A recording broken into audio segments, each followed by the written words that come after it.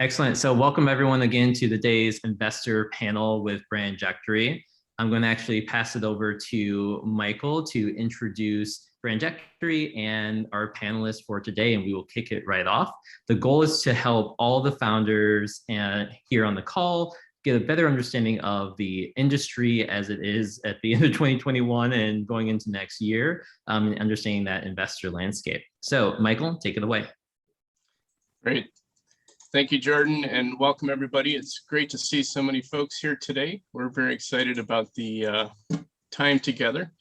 I am Michael Movitz, co-founder of Brandjectory, and I'm here with my co-founder and partner, Tom Malengo of the Litchfield Fund. And we have one other partner, JPG Resources, Jeff Grogg and Glenn Papalardo, who we formed Brandjectory with recently. Brandjectory is a platform that helps early stage CPG brands and early stage CPG investors to discover each other, connect, and build a relationship. And we also help the CPG founders to prepare for that capital raise process and get capital ready. We're very excited about our panel today. I'm going to hand it off to my partner, Tom, to moderate the panel. But I'd like to welcome our panelists in alphabetical order. Alphabetical order by firm. We have Cessna Mack from Amberstone Ventures, Ashley Hartman from Bluestein Ventures, Jason Starr from Company First, Liz Meislich from Loft Growth Partners, and Andrew Reynolds from RCB Frontline. And with that, I'm going to hand it over to Tom to talk about today's topics and moderate the panel. Thank you, Michael. We're happy to be here, and thank you for everyone for joining us. Our goal today is to let you hear straight from some investors who are working in the CPG, food and beverage industry, exactly what they're looking at when it comes to the economy for the remainder of this year and into next year. And that includes specific discussion around the inflation that's going on and the supply chain disruptions that we're having. So with that, what we're going to do is each of our investors, we're going to ask a couple investors to talk about each of these topics for the current and remaining environment in 2021. And then we'll move on to have them go into what's going on for 2022 and what they expect to see when it comes to investment in emerging brands or in the CPG industry as a whole. So with that, I'd like to, maybe we could start off with Liz and Andrew, who will give us some thoughts about the economy right now, what they see in the economy and what they see happening over the next few months as we get through the holiday season and into the beginning of the year. So Liz, I'm trying to find you. There you are on my screen here. So Liz, I'm going to let you kick it off and give us your thoughts in the next 3 or 4 minutes on what's going on with where we are today in the economy. All right, hefty topic. I think we're all seeing really interesting things in the economy right now. Fundamentally, I think the biggest news is that business is returning, life is returning. We still obviously have headwinds in front of us from the standpoint of the pandemic, and there's still a lot of caution out there, but we're seeing business come back, and that's really exciting. We see this as consumers, as we're spending more time out in grocery stores, at restaurants than we did a year ago. Travel has opened up again as of this week. We're allowing folks in, and we're seeing more people move around. And what's interesting is that I think the biggest challenge that we have in front of us in the near term over the next several quarters in particular is supply chain. We have, in particular, a labor shortage, which is affecting nearly every sector. And I think if anyone's, tried to go to the grocery store, to a restaurant, I mean, you've seen this in real time. It's also happening if you're running a brand, as many of you are, you've seen this as well, in that we have challenges getting goods to consumers, both in terms of labor shortages in the manufacturing sector, in the distribution and trucking sectors, and upstream in producing raw materials. So what that means is that we as consumers, even though we have dollars to spend, we don't necessarily have the goods. And as brand owners, we are caught in the middle of really wanting to supply our customers and consumers, but struggling to get our products made by our co-mans or even within our own facilities if we do our own manufacturing. So this is a kind of an unprecedented situation that's been brought on by an unprecedented pandemic that none of us have seen in our lifetimes. So I do believe it's temporary. However, it will definitely take some time to work through the system. And I think we'll be seeing the effects of this over the next couple of years. Thank That you. said, it's an Very true. opportunity. Yeah. Yeah, and there'll be opportunity in that. That's a good point. Every time this Absolutely. happens, there is opportunity. Yes. Andrew, would you like to give us a few thoughts that you might have that complement or can help explain the situation that Liz described? Yeah, absolutely. I think my comments will echo what a lot of the comments that Liz made. But I think looking at the economy of where we are and kind of looking at that short to midterm from the rest of the year into next year, there's two takeaways for me. It's one, business is good for food and beverage companies. If you look at the releases, quarterly releases from Kellogg's, from Hershey, a lot of the companies in the last couple of weeks, all their sales are up almost across the board. However, there are a lot of headwinds from all the points that Liz mentioned, from labor shortages, from the inflation, which I know we'll talk about later, where your inputs are all more expensive. Many brands are facing that margin compression as a result of that. So now they're starting to think about taking pricing and going through those quarterly reports. You're seeing all those big food and beverage names all enacting price increases almost to a company to stave off the effects of the inflation and trying just to remain preserve their margin as best as possible. So I think in that short term, absolutely echoing, and not only for you as emerging brand operators, your supply partners, your co-men, your sourcing partners, the retailers, the truckers, everyone's experienced this labor shortage. So I think going into the short term, expect higher prices for your inputs and longer lead times. And it'll come back to a theme we'll touch on later, I think, is demand planning and how to do that as best as possible to ensure that you have a good sense of what you need out of your supply chain. It's a great point, because as these types of things happen, they don't happen that often in the life cycle of a young brand. So when they do, it takes up a lot of different types of rationalizing all the pieces of your operation in order to be successful during that time period. So that's a great point. And Tom, maybe one other point on that, that we as a fund have experienced from the investor community and talking to peers, is a lot of the family offices and some of the angels that are still active in the space have pretty much pulled back and have said, we want to see how the supply chain slacks over the next couple of quarters. And we've made our allocations for the year. So we're pretty comfortable with where we are. So I think the fundraising prospects in the next 2 months, call it, it's a really, really narrow needle to thread for companies. A great point, and we'll talk more about that, I hope, when we get to talking about 2022 and what that capital availability will be. With that, we'd like to dive a little deeper into inflation, which I think we all see and recognize in our daily lives as we go to the grocery store, plus as we work through our businesses. So with that, I'd like to ask Cessna if you would mind taking the next few minutes to tell us what your thoughts are on the current inflation situation and who's getting impacted and how it might change in the short term. Thank you. No, I think Liz and Andrew touched on a few of the major elements to it, and overall inflation is definitely causing a rise in prices, both on the input side of things, but demanding that strategic players, et cetera, take price. And I think that one of the best things as a young brand to be able to do is to manage and watch what's happening on a category standpoint. I think that as a young brand, it's really difficult to lead these discussions, but it's important to stay on top of them. So I've worked with previous portfolio companies, which were primarily, a lot of the inputs were primarily on the commodity side.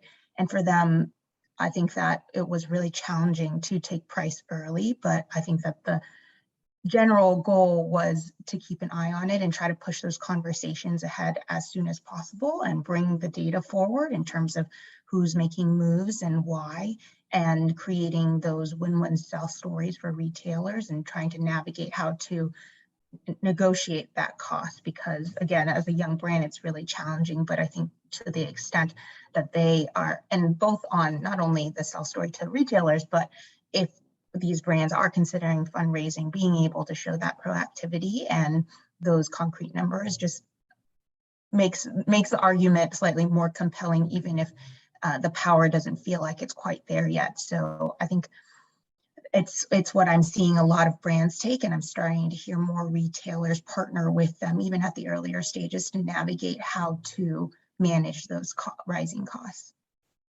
That's a good point. You know, one of the things that young brands don't have the flexibility of that the parties Andrew mentioned is that they don't have the price inelasticity to be able to, you know, suddenly raise their price. They don't have the customer loyalty yet. They don't have the presence on the shelf yet to be able to pass some of those costs along. Ashley, I saw you join. Where are you? I'm looking for you. There you are on the screen. Hi, Ashley. Hi. I wonder if you maybe could add a few thoughts about the current inflation situation onto what Cessna has provided to us. I had an incorrect Zoom link, so sorry guys. I was in a waiting room. I was in like the Zoom dungeon. Was the question was around kind of inflation? Yeah, inflation and the current state of inflation. We'll talk more in 2022 in just a moment, but sort of the current thought on inflation. Yeah, I mean, we've seen kind of just supply chain issues across the board from all of our brands. And I think everyone else, I'm sure, has had the same problem. I think for now, most of our brands are kind of weathering the costs and trying to just make it work with their kind of margin structure, with the hope that it will start to kind of level out in the next 6 to 12 months, and then kind of assess from there, just because of every disruption kind of happening across the board. From a fundraising perspective, it hasn't really impacted kind of how we've looked at brands or margin structures, basically just taking into account that there's going to be some, short-term hits that brands are taking, but understanding that over the long term, kind of things will get corrected, and think it is a kind of short, maybe 6-12 month blip. Okay, great, thank you. And again, where a lot of this comes from is the supply chain. I mean, where a lot of this inflation starts to raise its head from in terms of, you know, the cost of trucking, the cost of getting supply here, the cost of labor. So let's talk a little bit about the supply chain and the issues currently existing. Jason, you want to start us off there, please? Sure. I think, you know, especially through the lens of fundraising, because obviously, as you've heard, supply chain is kind of woven through all of this. But from the lens of fundraising, you know, supply chain is the topic now that COVID was maybe 12 months ago, right? You wanted to go into every conversation already knowing a year ago how to explain the impacts of COVID. Now you want to go into every conversation really prepared to discuss the impacts of supply chain. So you might as well put it right in the pitch deck. You might as well crunch the numbers and do all the analysis you need to do, because that's going to be a key question. And, you know, the impacts, you know, we've already started to talk about some of the impacts, you know, whether or not you're able to raise your price, what the impacts are on margin. You know, I think that a key, whether it's a slide in your pitch deck or something in part of diligence or whatever, is, you know, most of the early stage CPG brands don't have their desired gross margins in their early stages for reasons that we all know and understand, right? And so a lot of our conversations around, well, if you don't have that gross margin bridge, where do you want to be and how are you going to get there? I think that's even more important now than it ever was because of the supply chain issues. So again, get ahead of that, know you're going to be asked that, and be ready to kind of talk to it. The other thing that I think isn't even heightened is, you know, what level of redundancy have you built into your supply chain? You know, in an earlier stage, it's really hard. You don't necessarily have the financials or the bandwidth to have multiple suppliers or multiple, you know, co-mans or whatever. So even if you don't have that now, understand that there's a real heightened awareness around that, and that you should have a plan for that. Know when you're going to have redundancy in your supply chain, know when you're going to be able to bring on, an East Coast versus a West Coast co-man. All of these things are that much more important now because we have our supply chain issues. And then the other thing that I'll throw out there is, this has really changed the lens for a lot of people around building your own manufacturing versus outsourcing it. I think traditionally investors, especially when you get into the later stages, tend to like having asset light businesses where you're pouring your money into building the brand and you're leveraging a co-man so that you have their expertise and their scale and all of that. We have always also appreciated folks that are building their own manufacturing. And I think that that is going to, in my view, increase because you have more control over the quality and your ability to kind of meet the demand in the market, your ability to innovate faster, et cetera. So, personally, from our perspective, I think that there's going to be a shift away from outsourcing everything to building your own. And obviously for each business, it's a unique decision and everybody has to kind of figure out what works best for them. But if you look across our portfolio, I'd say probably about half of our companies built their own production capabilities. And I think that for us has always kind of been not the norm, is it at least other firms that I've worked with or worked for, wanted you to outsource it. And so that's just, things to consider and things to think about that I think were always kind of factors, but with the supply chain issues that we've already been talking about, it just really shines a light on them. And you don't want to be caught off guard when you go to raise capital, when you're going to get those questions, because you're going to get them. Great point. I mean, the fact that you can have some control over when and how you make your product can certainly make a big difference when things are tight and when not every factor is working on getting your product to the shelf. Yeah, I mean, just look at the cost of a shipping container. That alone makes a whole new business case for manufacturing locally. Right. Andrew, you want to follow up a little bit? You mentioned supply chain. Oh, wait a minute. I'm sorry. I think Andrew, we wanted you to talk a little bit about the supply chain here. Sorry.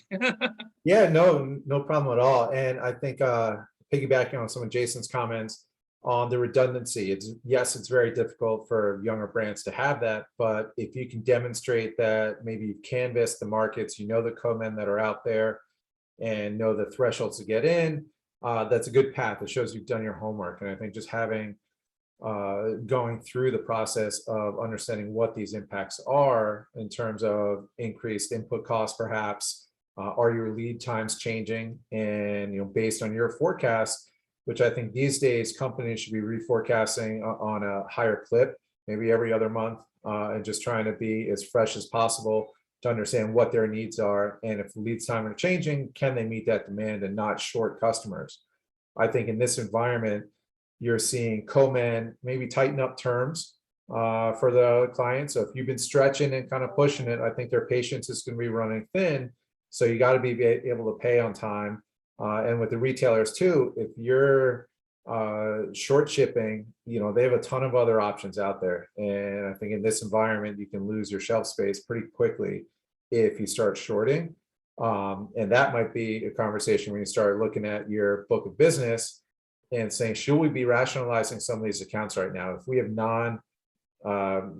creative accounts where maybe we're break even or less, we shouldn't be in there yet, and we can come back to them. So for me, I really am focusing these days on how companies are forecasting.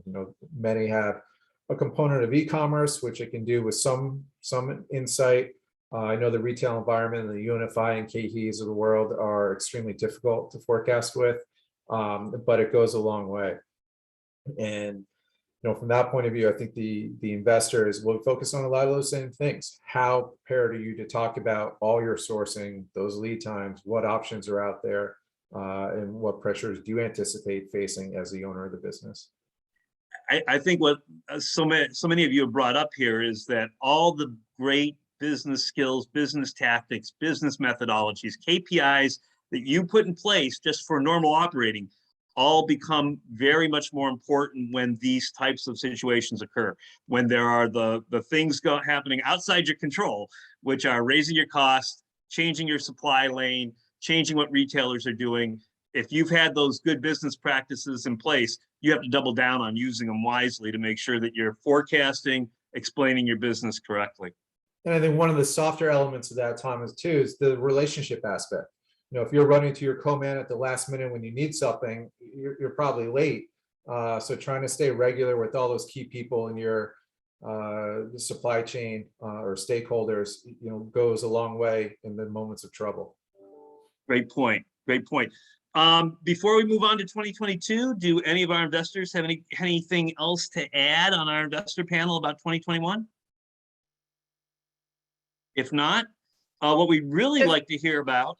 Just one thing to sorry. piggyback on Jason's point about kind of, we've seen a lot of move toward kind of their own manufacturing as well.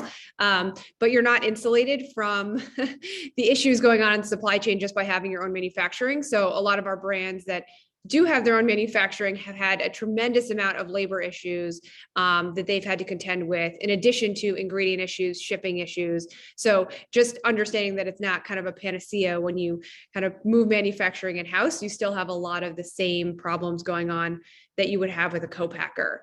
So just being aware of kind of the implications.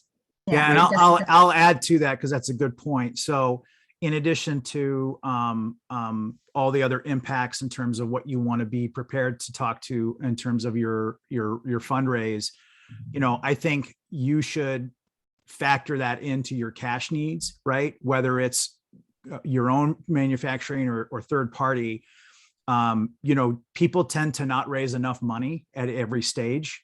And so I think that's even more an issue now, because whether you're stocking up on inventory or stocking up on the supplies to run production, the name of the game on supply chain is to get out ahead of the impacts, and that requires more capital. So in addition to being able to talk about how you're addressing supply chain, make sure that you're factoring that into the amount of money that you're raising, because it's going to make the amount that you need even more so you can get out ahead of those issues. Great points. Thank you, folks, for following up on that. So I know, I'm sorry, and Tom, I would you mind really if I think ask what a our question? Oh, sorry, Michael, go ahead. I was just curious if I could ask a question. You know, Jason, I'm very intrigued with your recommendation about bringing sourcing in-house, or at least into the US. I'm curious from an investor perspective, what the balance sheet impact is on those assets of in-house production for an early stage brand, and how an investor would look at it. Yeah, I mean, again, I think investors tend to kind of have their preference. And for what it's worth, I just looked out the window, it's snowing. So anybody in Chicago, surprise. Sorry. You know, I think investors tend to have their preference, right? And if you're somebody like us that appreciates it, then you're used to kind of seeing a different level of capital need and assets that are going on the balance sheet. And you're ascribing value to that in terms of the exit. So that factors into all of the math that you do. And some people don't want to factor that into the math. And so that's why they want it to be asset light, and some don't. And a lot of it is based on kind of how you view the exit opportunities of the business, right? Because traditionally, one of the reasons that folks didn't want that stuff on the balance sheet is that if you're going to be acquired by a strategic, they have their own factories and they're not going to want your ragtag production. And so they're not going to ascribe value to that. And I think that's changing as well, especially when you have, you know, gluten-free or allergen-free production capabilities that the big strategics need to add that capacity. And in fact, there was I'm going to blank on the name of it. Oh, it was the Dots Pretzels was just acquired. That was just announced in the last couple of days. And I made note of that because it wasn't just that they were acquiring the brand, but they were acquiring the co-packing capability as well. So I think you are going to see a shift in the increased value of that in the acquisition, especially when there is a allergen-free or gluten-free aspect to the production capability that's been built. So, you know, part of it is how you think about those exits. And, you know, I can't help but look at things through the lens of a bigger private equity firm, because I spent a decade at a bigger private equity firm. And if you're factoring in a bigger private equity firm as your potential exit options, they absolutely will ascribe value to your own production capabilities. So it really depends on the lens and where you think the company is going to go longer term and what your more likely exit is going to be. that flows back into how you view whether or not that stuff on the balance sheet is a good or a bad thing, I guess. That's my 2 cents. Thank you. So with that, let's move on to 2022, which I think is what a lot of people are really looking for, especially when it comes to all these factors, the economy, inflation, supply chain. What does this mean for investors? What does this mean for the investor environment? What does this mean for the capital availability that investors are going to have? And Jason, if you'd like to just continue and tell us your view of the economy as whole as we get into 2022 and what it means from the availability of capital for the kinds of brands that are going to be in need of that, come 2022. Well, I think that the broad comment is that we all believe and hope that the economy is going to continue to come swinging back, and things are going to be positive, and it's going to be a much better time and a place for launching new products and building emerging brands. The last year to 2 years has been, a mixed blessing and tough in a lot of ways, not being able to launch new products and sample in stores and all of that. So I think the economy, there's going to be some wind at your back in a lot of ways. I'll talk about the economy in a little bit of a twist. And from a fundraising perspective, one of the big, I don't know if it's a concern or just discussions that we have within Company First, is the way the broader economy around fundraising has evolved over the last year to 2 years. There's a lot of companies out there raising capital. There's a lot of tech companies that are raising capital at really crazy valuations. And I think the tech venture space has become extremely speculative, where they're making big bets, hoping for big returns. And, the old model of, I need 1 or 2 to return the portfolio. That works in Silicon Valley, but that's not the model for most CPG investors. And I think it's really important to understand that economic cycle that we're in terms of venture investing doesn't necessarily apply. And I really worry that when things calm down, even though they'll be better, they'll be calmer. There's going to be a lot of companies, tech and CPG, that have raised at interesting valuations, I'll put it that way, in this last year, that are going to make it really hard on themselves this next year, because the expectations are going to be really high because the economy comes back. The expectations are going to be even higher if you raised money at a really high valuation. And, that's one of the big challenges, is you could have a great brand that's getting really good traction in the market, but if your capitalization and your strategy for raising capital has put you in a tough position, and you need to raise more money, which a lot of companies do, just you grow broke even through success, you're making it really hard on yourselves to raise that next round if you can't chin the bar of the expectations between an economy that's come back and you are able to tap into a bit of a crazy cycle that we're in terms of investing. And so,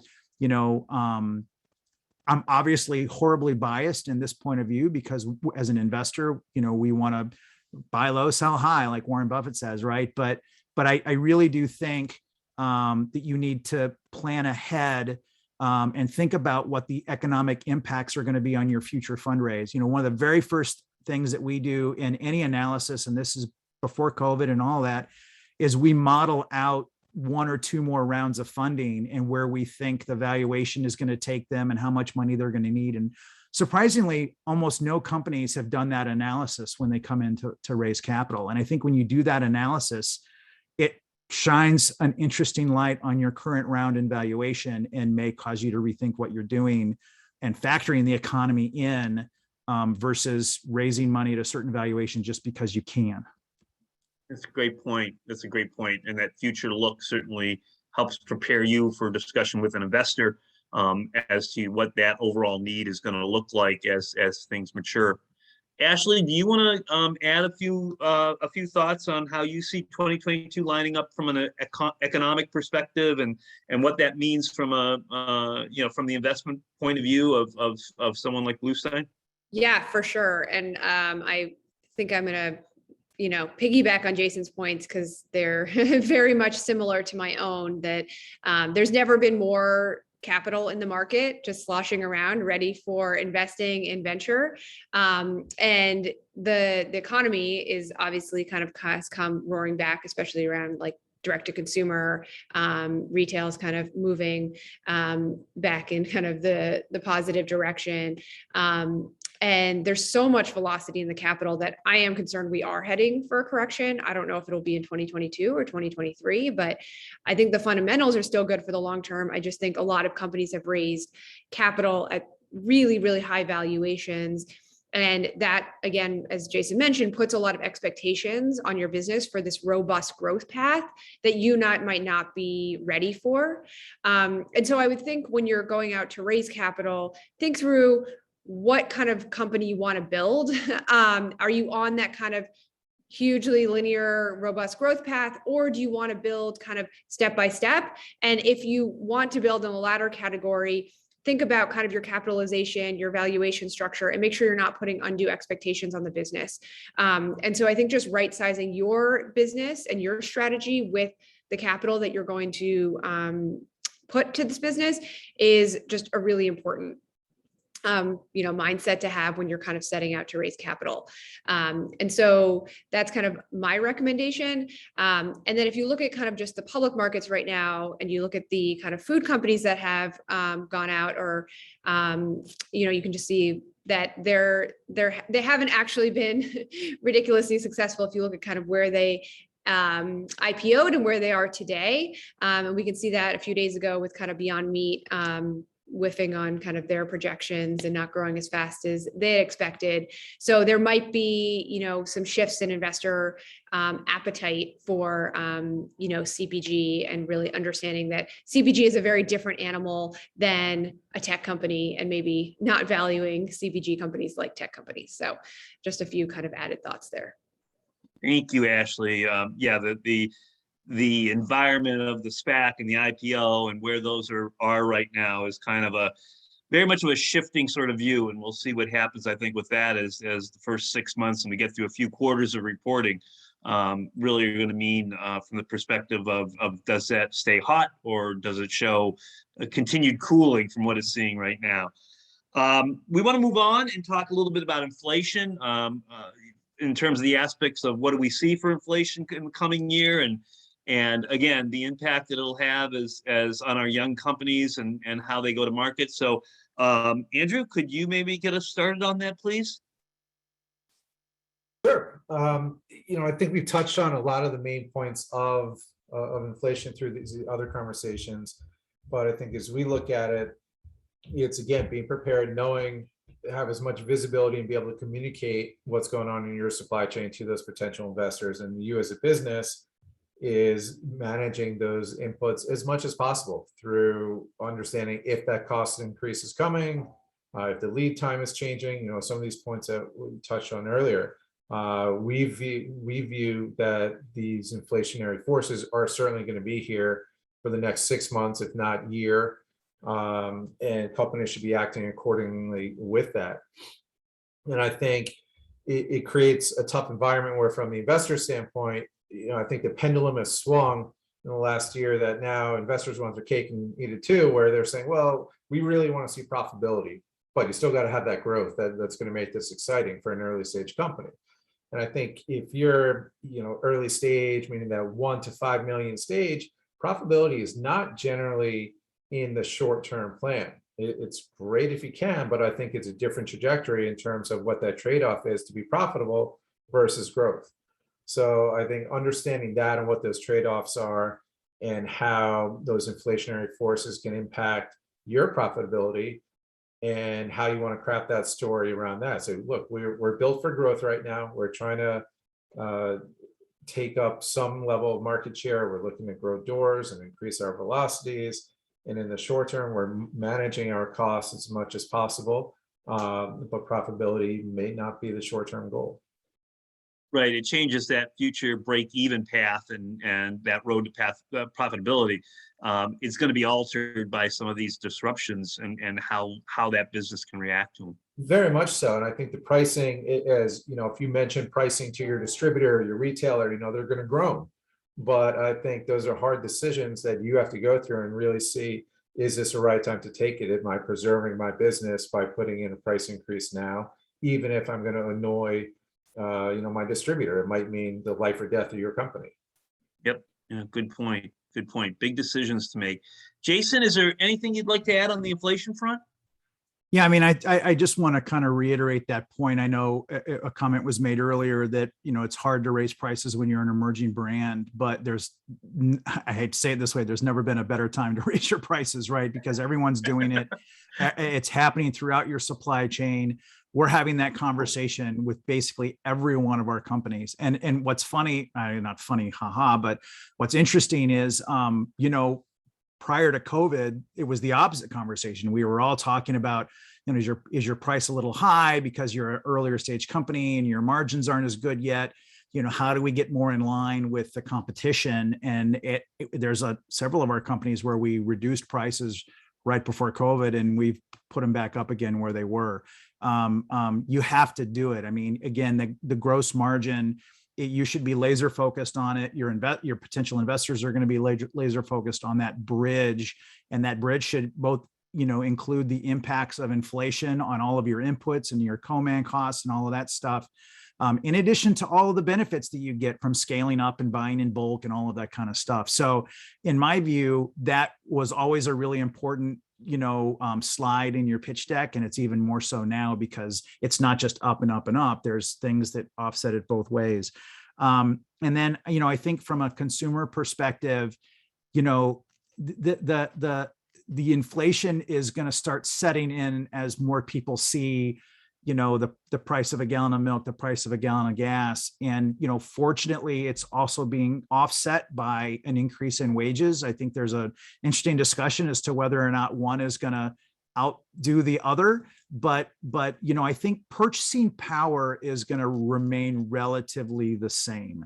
So you don't necessarily have to worry when you raise prices that you're going to price yourself out of your core consumer. My view, I'm sure there's probably a lot of economists that, that are smarter than me that would disagree or have a different point. But I think a lot of people worry if we raise our prices that the people aren't going to be able to afford it.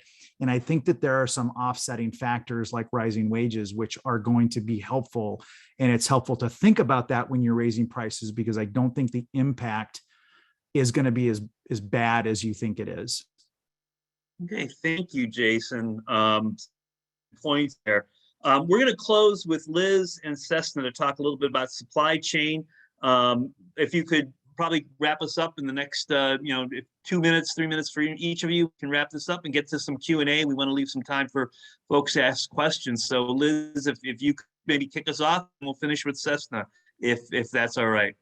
Yeah, I'll just make it quick. I think a few things that brands can do to help manage these supply chain challenges. One is to try to reduce the volatility. I mean, small emerging brands have very volatile demand curves, right? It's one customer can kind of create a huge swing. So try to plan ahead, and this gets back to cash strategy. But one thing you can do, Andrew talked about demand planning, and that's critical that you be very, you have very, very strong capabilities there.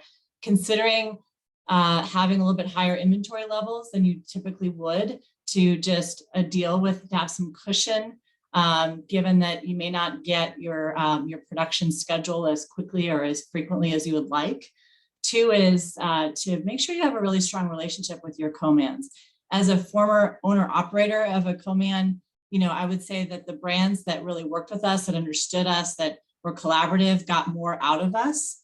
And last is to really think where you can consolidate, particularly on the distribution side, where we know there's a big gap in labor as well. For example, if you have multiple 3PLs, just consolidating that so you can get more streamlined and more engaged partners in this near term as we're working through these challenges. Over to you, Cessna. Thank you. Great point. Cessna, how about you? Anything on supply chain that you can finish this off as you look at 2022?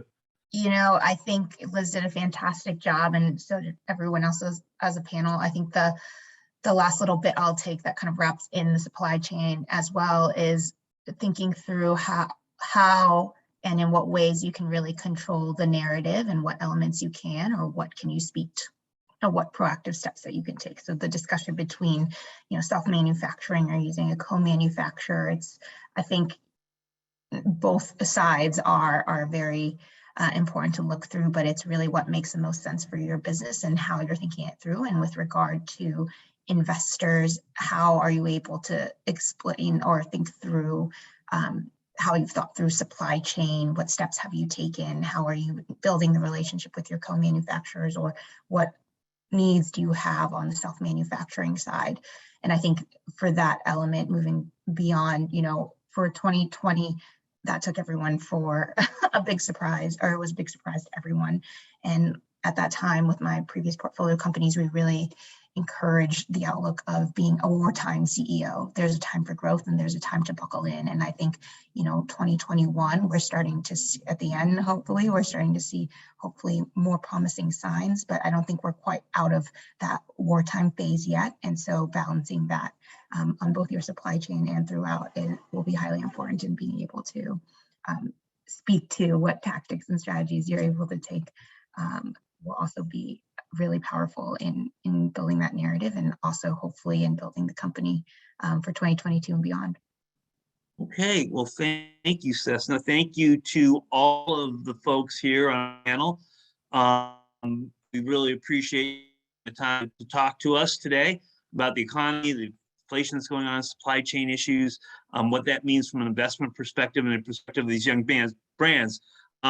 I see we have a couple questions here, at least one I'm seeing right now. Michael, maybe you can help me, but there's one here that I think is really great, and I don't know who wants to take this, but we were asked if we could share some insights in the valuation for pre-seed or stage funding for an early stage beverage brand, really for any brand. What should be the expectations when setting valuation? Does one of our panel want to jump in and talk about that? I'd be happy to. Go ahead, Andrew. Okay. Jason. I think for a pre-seed company, which typically translates to pre-revenue, the way one real back of the envelope way to do it is to start out and say, all right, how much capital do I think I need to start this endeavor? Say, for argument's sake, you need $250,000, can get this out and you can start it. You can get a product made, get it on some shelves, and take that number and look at how much you prepared to sell of your business right now, and then back into what that valuation is one very simple means of arriving at some number that has a basis of a process to arrive at. Beyond that, for CPG pre-revenue companies, it's not, I don't view it like a tech company where you're saying we have the next greatest thing. This is a market of billions and billions and billions. So we think this could be worth 50 million in 3 years. So we want a 15 million pre-revenue valuation. CPG or food and beverage particularly, I don't think works like that. So I think the more grounded in reality and what your needs are at that time and what you're prepared to sell of your business to get it going is one starting point for the pre-revenue companies. I'm looking to see if there's any other questions here. I think Jason was going to add something. I'll Jason, just add please. very briefly, I'd made the comment earlier about kind of planning out what you think the cadence of fundraising is going to be and the potential exit and then working back. I think if you have that longer term view, and nobody expects you to have a crystal ball, it's going to be wrong. There's going to be tons of assumptions. But being able to show that math is a lot better than saying, which I heard this week, well, I had a friend that was in Y Combinator and this was the deal they got. I mean, that just means nothing. So, and the other thing that I'll add is, really get some honest feedback from folks in terms of what kind of securities they'll do in a pre-seed deal, because there's a real push to do safe notes. And there's a lot of people in CPG and Midwest that are just not big fans of safe notes. A convertible note is a whole different world. And when you're raising early, you do something simple and easy like a convertible note where you don't have to put a hard valuation on it, and understand that the company has to prove two things. One, invest in me and invest in me now.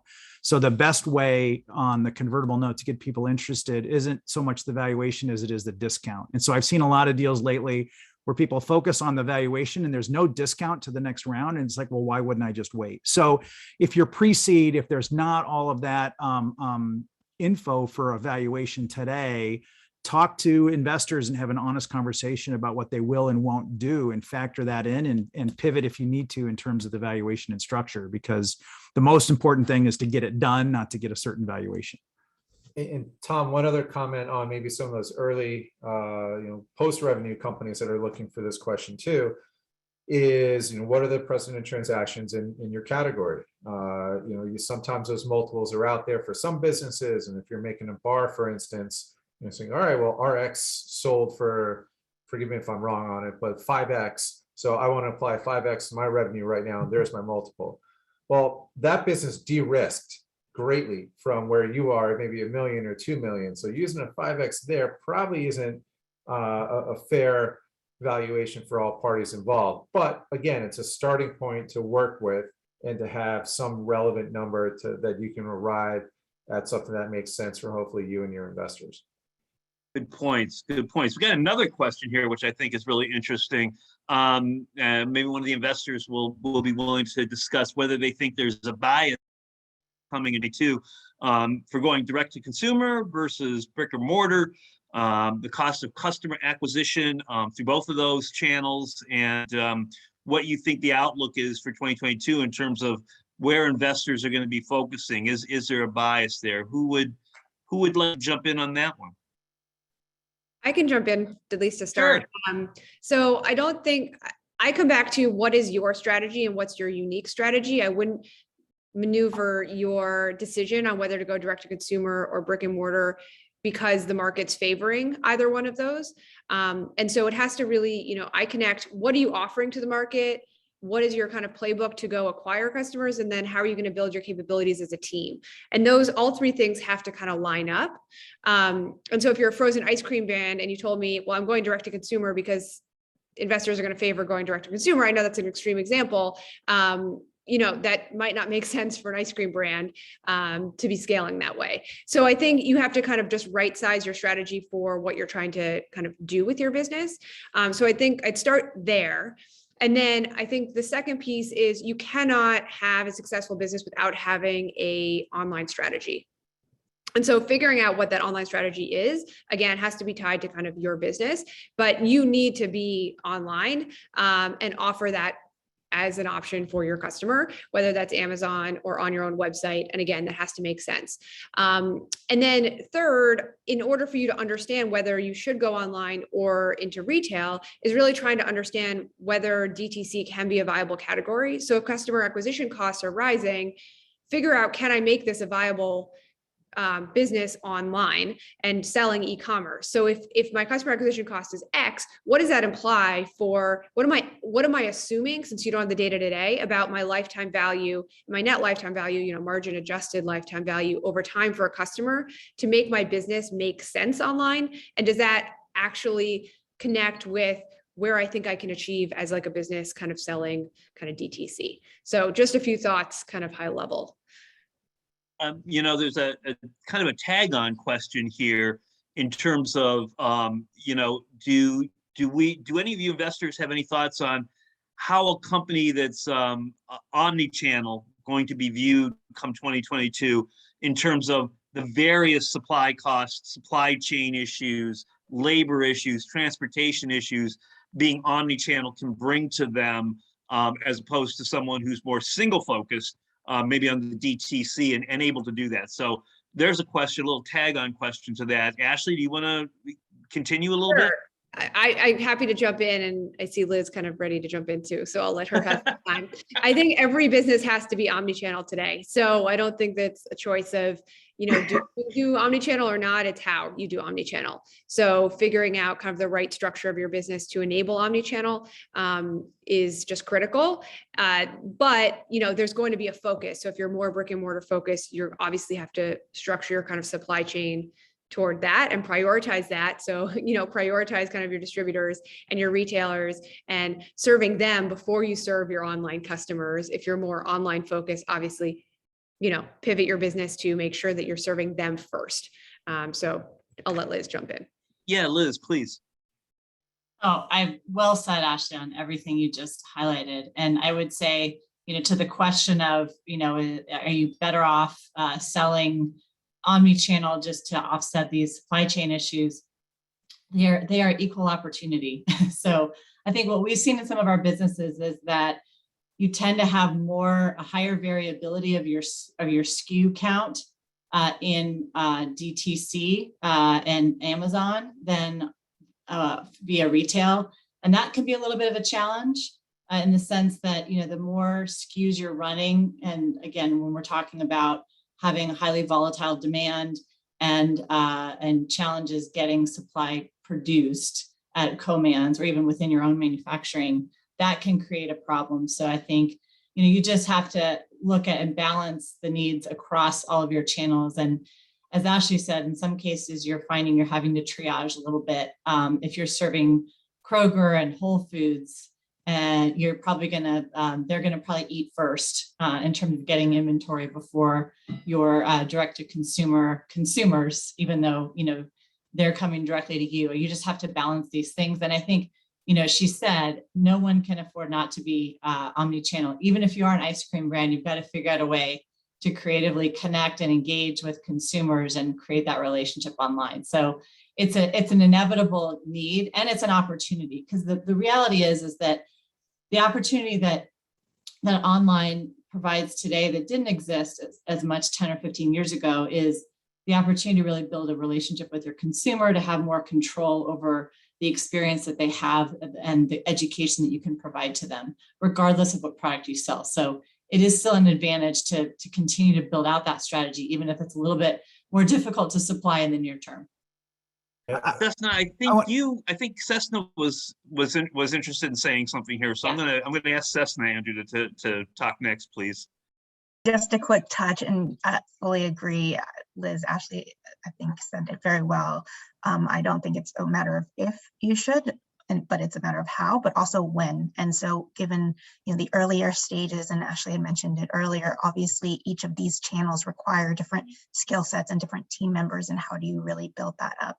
I think, as Liz mentioned, the strategic planning element of it, I think, is almost immediate. You have to have a stance. And I think what's really powerful today in the CPG space is that all brands have access directly to their consumers. So I think that touch point it can be a challenge to manage, but it's absolutely an opportunity, whether it's just standing up an Instagram page or standing up a Facebook group. There's a lot of opportunity to reach out and manage it. Even if you're not yet ready to sell online, you have that opportunity to reach your consumers online. Great point. Andrew, you wanted to jump in for a second there? Yeah, just a few quick ones. I think Cessna hit one major one that I thought that all the brands should be aspiring to an omni-channel brand. And I think the timing of it and staging, it's very expensive to be in those multiple channels effectively. So it's, where are you in that kind of business cycle? Can you really afford to do them well? And then, are your customers actually in those channels? So never forget that piece. And then just the last one is, as you think about the business more longer term, going back to Jason's point earlier about how you're capital planning for the business, you got to keep some sizzle left for the investor for what's next and where's growth coming from. And if you're a really early stage and you're in all these channels, but you don't have great numbers, that's much less attractive than a brand that's performed really well in one and then ready and poised to go into the next area. Great. We have about 5 minutes left here. Do we have time for one more question, Michael? We do. Okay. There's one here that I thought was interesting. Just someone asking, when you see a brand that's sort of past that seed, pre-revenue stage, really starting to make some traction, what's the traction that starts to become appealing from a fundraising perspective? What's that growth that you want to see in those first early amount of years to tell you that this brand is really getting out on the shelf, is growing? Would someone like to take a crack at giving some perspective on that? Liz, I saw your hand go up. Yeah, I'll take a crack. I feel like a school teacher. Velocity. I think probably everyone would say that. Velocity, repeat, since we're talking omni-channel here. But the most important thing, it's, I think so, I see so many brands make the mistake of feeling that building distribution and being in every retailer is what it's all about. And in fact, that's the worst thing you can do as a small brand, because then you have this Malthusian dilemma where you're selling everywhere, but you're not selling anywhere. So the key is, to focus on, even if it means a smaller number of stores, but really service those stores, service those accounts, and demonstrate that your product is moving, that people are buying it, because it's not that hard to get a product on the shelf, but it's a lot harder to get it off the shelf. So figure out your strategy of how you build velocity, how you get consumers attracted to your brand. Do that in a very small scale. Understand what that takes from a resource and a capital perspective, and then take that to investors and say, okay, I know what I need to do to grow. Now I just need the fuel to do it. And that you'll have a very compelling story to tell. And the online version of that is to demonstrate repeat, to demonstrate higher LTV and positive ROAS, which is really challenging right now. Return on ad spend is very expensive, right? It's very challenging to achieve in this market, but you can do it again on a small scale, be creative, be entrepreneurial about how you can acquire consumers and demonstrate that they keep coming back because they love your product. Great point. Cessna, I saw you come off of mute there for a second. Did you want to add something to what Liz had to say? Yeah, I think that also said it very well, but I think at the pre-seed or pre-revenue level or stage at fundraising, it's really, I have a great idea, I think it will work. And then by the seed stage, there's really a targeted objective that they see. This is what I have seen work based on what I've tried and how I leveraged my funds for that. And this is my next objective and the milestone I'm trying to hit, because I believe this is how I've determined it. So again, being able to understand that narrative and have concrete proof points and then concrete objectives is really that next stage for me. And the outline for that story and why you're moving to that next level is definitely a compelling part of being able to raise that next round. Thank you, Cessna. I mean, just to add on, one of the phrases that comes out of my mouth frequently that we use in Brandjectory frequently is repeatable success. Being able to prove that you can repeat what you've done in one region, channel, retailer is repeatable elsewhere with the same results being proven.